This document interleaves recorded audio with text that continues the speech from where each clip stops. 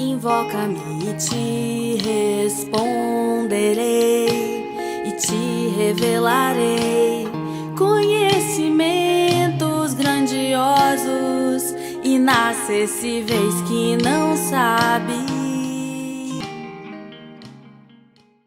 Nossa devocional deste dia está no texto de 1 Timóteo, capítulo 6, versículos de 11 a 16, onde lemos: Tu, porém, ó homem de Deus, foge destas coisas, antes segue a justiça, a piedade, a fé, o amor, a constância, a mansidão. Combate o bom combate da fé. Toma posse da vida eterna, para a qual também foste chamado e de que fizeste a boa confissão perante muitas testemunhas. Exorto-te perante Deus, que preserva a vida de todas as coisas, e perante Cristo Jesus, que diante de Pôncio Pilatos fez a boa confissão, que guardes o mandato imaculado e irrepreensível até a manifestação de nosso Senhor Jesus Cristo, a qual, em suas épocas determinadas, há de ser revelada pelo bendito e único soberano, o Rei dos Reis e Senhor dos Senhores. O único que possui imortalidade, que habita em luz inacessível,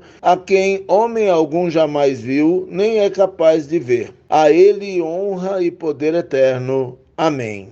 Essa passagem de hoje, base da nossa meditação, é basicamente um apelo e uma oração de Paulo ao final por Timóteo, fechando a carta. Ele exorta o jovem pastor a não ceder à pressão do pecado, dos falsos mestres, mas se manter firme, fugindo das coisas que o sistema do mundo da época valorizava, ou seja, a riqueza, o lucro a qualquer custo, igual que acontece hoje. Muitas pessoas, por dinheiro, caíram em tentação, em cilada e sofreram os efeitos das concupiscências insensatas e perniciosas que afogam os homens na ruína e perdição.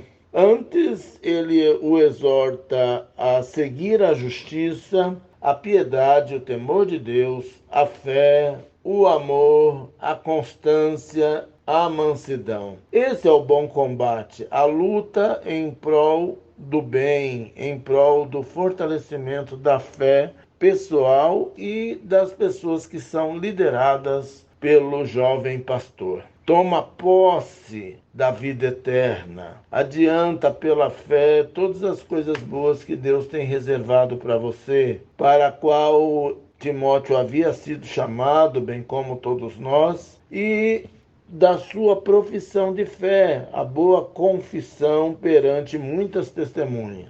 Paulo exorta no sentido de estimular perante Deus, que preserva a vida de todas as coisas, e diante de Cristo Jesus, que deu o exemplo, fazendo a boa confissão de que ele era o Senhor, diante de Pôncio Pilatos, aquele que lavou as mãos. Paulo exorta Timóteo a guardar o mandato pastoral cristão imaculado, sem mancha e irrepreensível, como um modelo para o rebanho, até que Cristo volte, até a manifestação do Senhor Jesus Cristo, a qual, em suas épocas determinadas, no tempo de Deus, há de ser revelada pelo bendito e único soberano. É só Deus que sabe o tempo da volta de Jesus.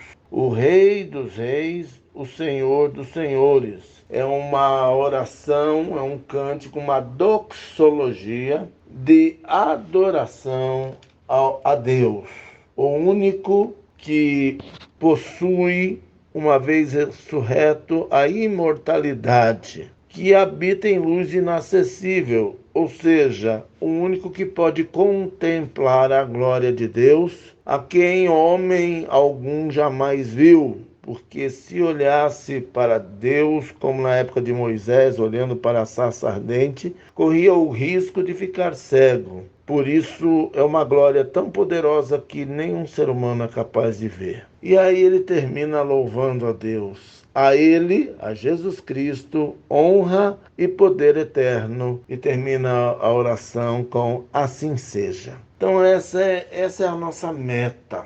Esse é o nosso objetivo. Lembremos-nos que Timóteo, neste contexto religioso, nesta igreja, ele na sua juventude enfrentou muitas contestações ao ponto de ele desanimar e ficar até doente. E a carta de Paulo destina-se a trazer para cima, revigorar por atitude, por companheirismo, por palavras, o ministério de Timóteo, que enfrentava dificuldades, mas foi Deus que o colocou ali. Portanto, Deus o estava capacitando e Paulo, que foi o mentor intelectual, foi o pai na fé de Timóteo, tinha estas palavras de exortação, de estímulo que fizeram toda a diferença na bênção que foi o ministério do pastor Timóteo, que carinhosamente era chamado por ele de filho na fé.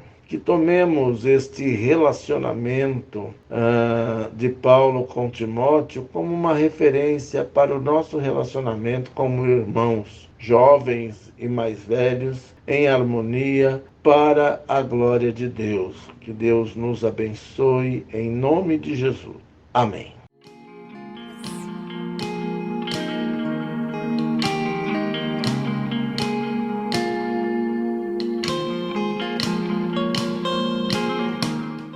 Invoca-me.